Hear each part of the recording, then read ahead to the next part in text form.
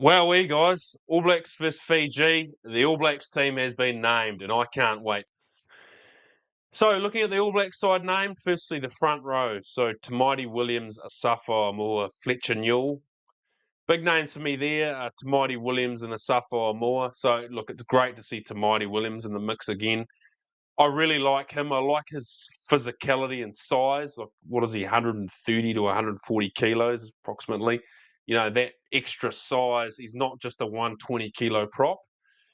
That extra size is great at that international level, I reckon. Sapphire Moore, look, he is a genuine athlete, isn't he? He's got the speed of a winger, but he's a hooker. Real opportunity for him. Yeah, it'd be interesting to see how he goes at the set piece. It's probably his work on compared to maybe some of the other hookers, but a great opportunity for him. Really exciting. Locks, Barrett, Scooter, Tupu Vai. To be fair, probably pretty explanatory there. Tupu Vai getting his chance when Patrick Tuipulotu's resting. The Lucies, Luke Jacobson, Ethan Blackadder, and Artie Severe. So, yeah, the talking points are there probably Luke Jacobson and Ethan Blackadder. Yeah, interesting one. Luke Jacobson, he's a quality footballer. He had a good season with the Chiefs, so be interesting to see if he can bring some real physicality to the match. Ethan Blackadder, look, he's a international footballer, isn't he? He's played well, so it'll be interesting to see how he goes and if he can bring some real physicality for the All Blacks as well. 9-10, Cortez Ratama and Damien McKenzie. So, look, Cortez Ratama, he's only played one game, but look, he was fantastic against England, wasn't he, guys? So he gets a test start, and Damien McKenzie, obviously, they're giving him the keys to the castle and just building his confidence at test match level at fly half. 12-13, Anton Leonard-Brown and Billy Proctor. So, yeah, really good to see Billy Proctor get his debut there. Guys, what I really like about Billy Proctor is he doesn't strike me as a player that has genuine speed or anything like that, but I like his game instincts. He just strikes me as a player. He knows when to defend, when to attack, which line to hit. Really good game instinct. So I'm really excited to see how Bradley Proctor goes against Fiji.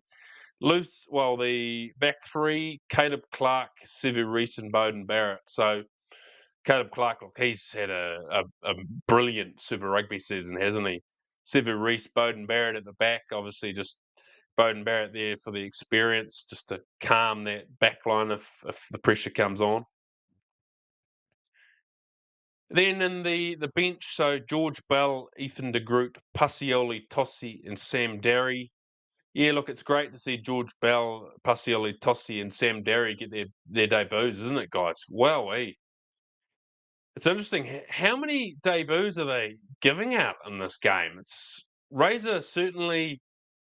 He's not afraid to roll the dice, is he? And give a number of players their test debuts in a pretty tough test match, but he's obviously been watching these players and he thinks they're capable of test match football. So interesting.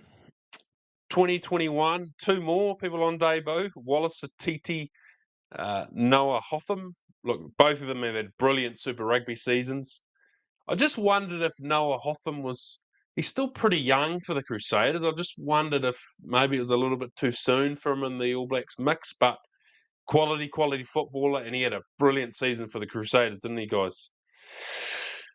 Finally, 22-23, Geordie Barrett. So just added a little bit of experience on that bench. And then Amoni Narawa.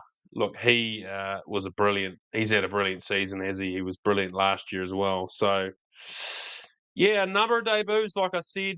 And Razor hasn't been afraid to roll the dice against a quality Fijian side. Guys, how do I think Fiji's going to play this game? Look, I think they're going to be pretty similar to the Fijian Drua. So I really like the way the Fijian Drua play. They hardly kick the ball at all. I think this Fijian side won't kick the ball much, but I think they'll certainly kick the ball more than the Drua did. Look, it's international football, so teams tend to kick it a little bit more. I think the real risk with the Fijians, guys, to me, they're like the Japanese team, really. If you give them space, and particularly the Fijians, if they break that first tackle, they get an offload one way, they can do an offload another way. Suddenly they're 20, 30 metres up the field and scoring a try, and then another break, and then it's another try quite quickly. So if the All Blacks aren't careful, they could quite easily be, 14, 21-0 up just from a few breaks by the Fijians. So they'll have to make sure that their first up tackles are made. They'll have to shut down that space with the Fijians and make sure their set piece is really accurate and not give them any space or mistakes to get breakaway tries. In terms of my prediction of the match, guys, look, I think in years gone by, 10 years ago, you'd probably predict the Fijians to lose this by 40 or 50. Just the difference in the professionalism of the All Blacks and versus the Fijians.